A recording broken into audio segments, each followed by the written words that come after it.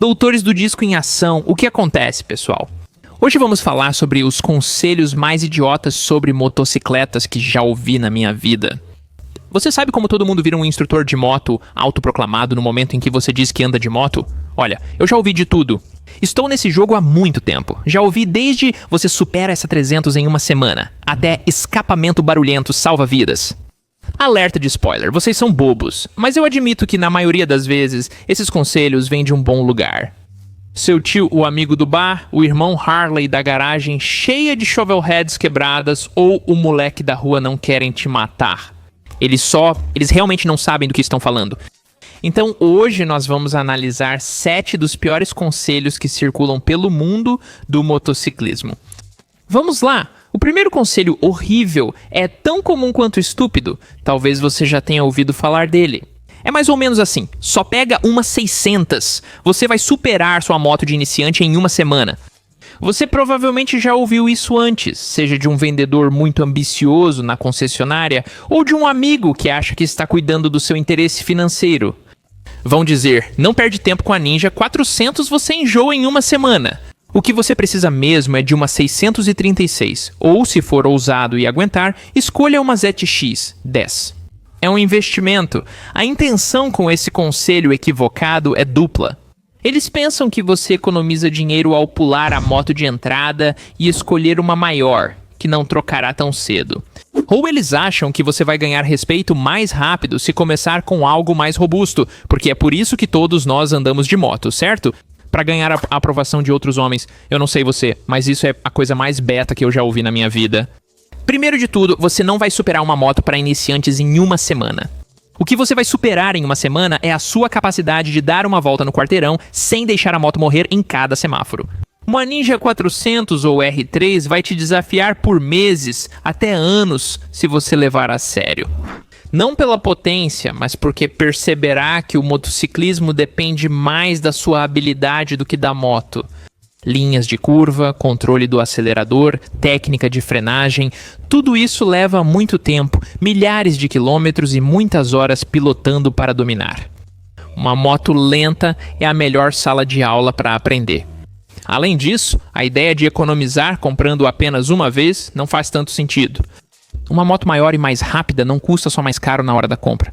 O seguro, os pneus e a manutenção são mais caros, e o carro costuma ser destruído mais rápido, porque pilotos iniciantes geralmente não sabem o que fazem. Principalmente motos para as quais não tem qualificação para pilotar. Você quer que sua primeira queda no estacionamento seja em uma $20 mil? Honestamente, essa seria uma situação ideal se a alternativa for bater direto em uma barreira de concreto a mais de 100 km por hora. Finalmente, vamos acabar com a maior desculpa. Vou só usar o acelerador com cuidado e tenho o modo chuva. Eu dou conta. Acelerador com cuidado parece bom na teoria, mas quando você está nervoso, distraído ou fixado em um alvo, seu pulso nem sempre obedece. O modo chuva não é um anjo da guarda mágico, apenas suaviza a resposta do acelerador. Ainda pode ir bem rápido. Uma moto de 200 cavalos no modo chuva ainda não se compara a uma de iniciante com 50 cavalos. Gostaria de propor uma questão. Ao dizer que superou sua moto de iniciante, você consegue arrastar o joelho nela?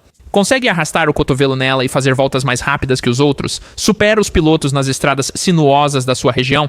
Você consegue empinar com ela? Consegue fazer stop com ela? Você ainda tem mais para aprender. Eu ainda tenho mais para aprender. Eu não sou o melhor piloto do mundo. Sempre é possível aprender mais, inclusive começar a pilotar. Você pede conselhos a um piloto mais velho ou experiente. E, ao invés disso, dizem, não compre de jeito nenhum, isso é loucura e nem conselho é.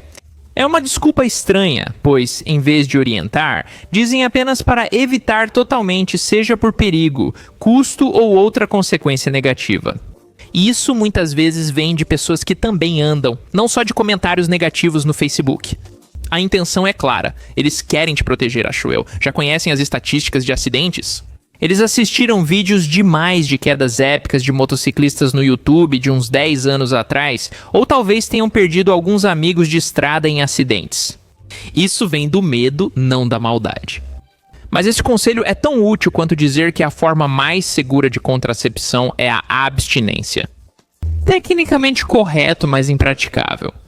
Alguém que sugere que andar de moto não vale a pena está negando a você a oportunidade de aprender, crescer e experimentar algo que milhões de pessoas ao redor do mundo fazem todos os dias. É irônico, pois em muitos lugares, motocicletas não são brinquedo de elite para viciados em adrenalina, mas apenas transporte. Famílias de 4 pessoas circulam em motos 125 por cidades caóticas com menos drama que um americano no drive-thru. Então, a ideia de que você precisa ser algum tipo de super-humano ou ter uma mente alfa para pilotar uma moto é apenas uma forma de elitismo ocidental no motociclismo. No Yami Noob, acreditamos muito nos poderes medicinais e curativos das motocicletas. Não queremos mantê-las trancadas na tradição elitista ocidental. Namastê. Em vez de afastar as pessoas, ofereça recursos, sugira fazer o curso Médicos Sem Fronteiras, explique estratégias para reduzir os custos. Mostre o equipamento necessário e ajude-os a começar com responsabilidade. Falar para quem quer andar sobre 2 rodas para não pilotar não adianta. Adoro isso, escuto muito na pista. Quando estiver em dúvida, acelere. Você nunca pode confiar em nenhum conselho de pilotagem que rime. É conveniente demais, não é? Você está me dizendo que isso é um passe livre universal para motociclistas e ainda por cima rima para você lembrar facilmente? É bom demais para ser verdade. A intenção desse conselho é simples e não está completamente errada. Se estiver instável na moto, seja em curva ou com oscilações na dianteira, acelerar pode estabilizá-la. Em certos contextos, talvez seja verdade. Mas em algum momento, as pessoas começaram a achar que isso é uma solução universal para qualquer problema de pilotagem. E alerta de spoiler, não é. Se você estiver inclinado demais, saindo da curva, indo direto para o guardrail, abrir o acelerador não vai te salvar. Na verdade, isso pode piorar, pois ao acelerar, a moto abre o raio da curva, levanta e vai em linha reta. Então isso não faz sentido. Esse conselho só serve de desculpa para novatos usarem o acelerador como botão de pânico. Aprenda técnicas adequadas de curva e frenagem. Pode parecer óbvio, mas é importante. Às vezes, acelerar é o melhor. Estabilize, acelere e alinhe a moto. Em alguns casos, prefira o freio traseiro. Levante a moto ou reduza a velocidade antes da curva. Não há solução única para tudo. No trânsito, quase nunca acelerar resolve o problema, talvez em 0,001% das vezes. Aumentar na velocidade não faz isso. Normalmente só piora o problema. Sabe como a cada poucos anos aparece uma câmera que faz você repensar o tipo de imagem que é possível capturar em cima de uma motocicleta? O conteúdo de motocicleta é um novo universo graças a câmeras como essa. A DJI Osmo 360 realmente oferece 8K, não apenas promete. Você recebe uma captura 8K nativa real com grande alcance dinâmico. São 13,5 stops de detalhes em luz e sombra. Assim, desde o brilho da luz no tanque até as sombras sob a ponte, tudo fica nítido e equilibrado. Essa é boa. Você nunca verá uma moto parada no consultório de um terapeuta. Essa é um daqueles slogans clássicos de Facebook de tiozão. A intenção é positiva. Andar de moto é terapêutico de várias formas e essa expressão sugere que pilotar uma motocicleta alivia todos os problemas de saúde mental ou turbulências pessoais. E claro, com certeza existem benefícios para a saúde mental que vêm de andar de moto. Isso te obriga a se desconectar das telas, focar na estrada, usar todos os seus membros, se envolver em uma atividade divertida, fortalecendo o senso de autossuficiência e confiança. Eu sou um grande defensor disso. Obviamente você está assistindo a este canal onde tudo o que eu faço é falar sobre motos. Muitos motociclistas sentem que pilotar tem um efeito meditativo, levando a um estado zen. Como disse, práticas orientais, vamos ser sinceros. Motociclistas não são exatamente exemplos de pessoas mentalmente estáveis e equilibradas.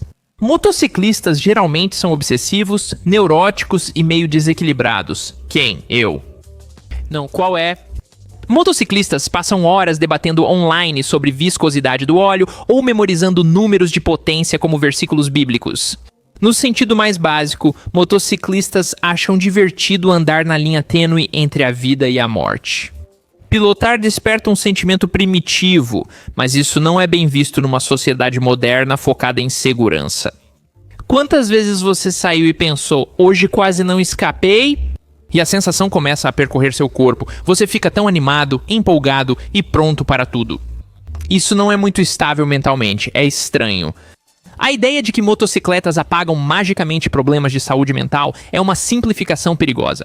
Andar de moto pode ajudar, mas não é uma cura, e às vezes parece mais um sintoma. A necessidade constante de velocidade, assumir riscos e construir sua identidade em torno de uma máquina pode ser tão prejudicial quanto se for sua única válvula de escape.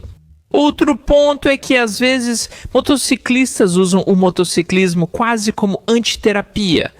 Já brincamos muito aqui no canal com aquele post emo no Instagram, e se eu não voltar hoje à noite? Falando sério, se você tem pensamentos suicidas, evite motos, pois podem ser fatais rapidamente. Os caras da Harley sempre falam as coisas mais absurdas, tipo: "Olá, pessoal, eu sou um homossexual assumido e ando de moto." Não recorta isso, vai. Vamos lá, pessoal. Vamos juntar um monte de coisas nessa parte aqui e assim a gente já começa a esquentar as coisas. Grandes clássicos incluem: não use capacete, ele pode quebrar seu pescoço num acidente. Já ouvi isso antes. É totalmente errado e insano dizer isso, não faz sentido. Não há correlação comprovada entre capacete e mais lesões no pescoço. O que é comprovado pelos dados é que o uso de capacete previne lesões cerebrais traumáticas. Motociclistas que não usam capacete costumam dizer: "Prefiro morrer a ficar em estado vegetativo." Uau, você é realmente durão. Que coisa idiota e nihilista de se dizer. Às vezes há um clássico e você precisa deitar a moto em vez de bater. Essa deve ser uma daquelas que vem dos tempos antigos, de quando as motos não tinham freios modernos e decentes. Qualquer moto atual para ou desvia melhor para evitar colisão do que ser jogada de propósito no asfalto. Também acho engraçado pensar que o piloto, no meio da curva, avalia se vai para o guardrail ou derrapa de propósito e decide: "Vou jogar a moto no chão." Não faz sentido algum. Só teria vantagem tática se você estivesse em um filme de ação e se chamasse Tom Cruise. Deslize sob um caminhão articulado e depois conte no bar uma história inacreditável. Todos começaram a aplaudir quando você saiu debaixo do caminhão após salvar os filhotes. Foi incrível. Esses caras afirmam que usar o freio dianteiro em emergências é perigoso, mas isso não condiz com a física. Eles acham que usar o freio dianteiro vai fazer uma Harley de 360 quilos capotar para frente e dar um stop? Sério mesmo? Os freios dianteiros respondem por 70% da frenagem. Evitar eles é como amarrar a mão dominante nas costas antes de abrir uma aba anônima. Não é o ideal. A intenção por trás de todos esses conselhos sobre Harley geralmente é parecer sábio e durão.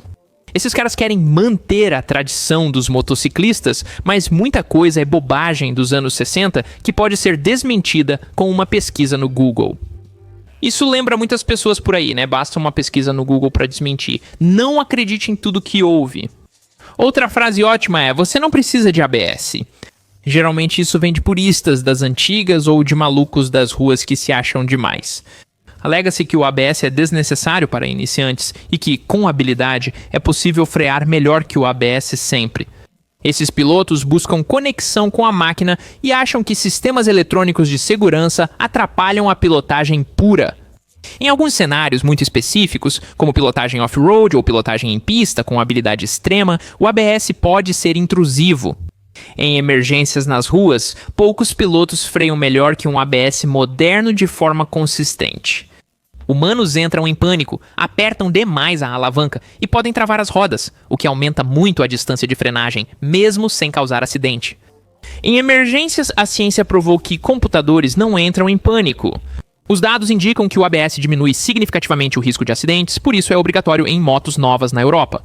Se você pilota casualmente, mantenha o ABS ativado. Você provavelmente nem o sentirá na alavanca dianteira, pois não freia tão forte. É uma rede de segurança, não uma muleta. Se você é um piloto de pista ou de aventura que sabe o que está fazendo, pode desligar o ABS no contexto certo, sem problemas. Não vou dizer para não desligar o ABS, só não ache que isso te faz mais habilidoso do que é.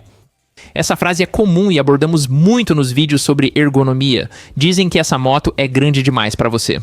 Esse é um exemplo clássico de elitismo. Pode me chamar de comunista ou liberal, mas isso geralmente também tem um tom misógino.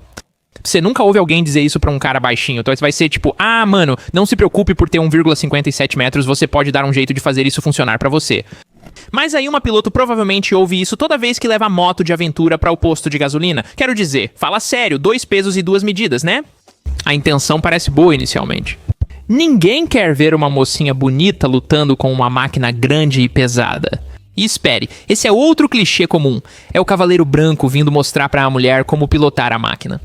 O homem grande e forte vai sugerir motos menores e mais acessíveis, mesmo sem conhecer a experiência ou habilidade delas. Com a técnica certa, quase todos podem pilotar qualquer coisa.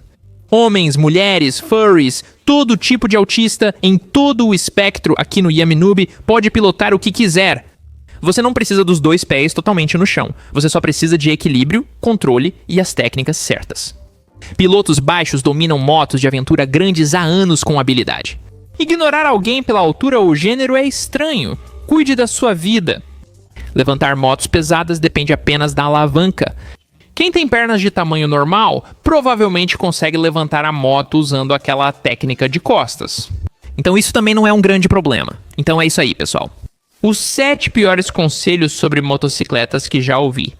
A maioria dessas coisas vem de pessoas bem intencionadas, e eu quero acreditar nisso. Mas maus hábitos e conselhos ultrapassados podem ser tão perigosos quanto não receber conselho nenhum. Embora seja possível ficar cansado com a enorme quantidade de informações sobre pilotagem na internet, quando se trata de aceitar conselhos de outras pessoas, na vida real, uma pequena checagem de fatos faz toda a diferença. Obrigado por assistirem até o fim do vídeo. Agradeço de coração. Nos vemos no próximo. Até mais. Fato. Na Europa medieval, as pessoas comiam em pedaços de pão amanhecido chamados trenchers, em vez de pratos. E eu deveria pensar que os europeus inventaram a limpeza.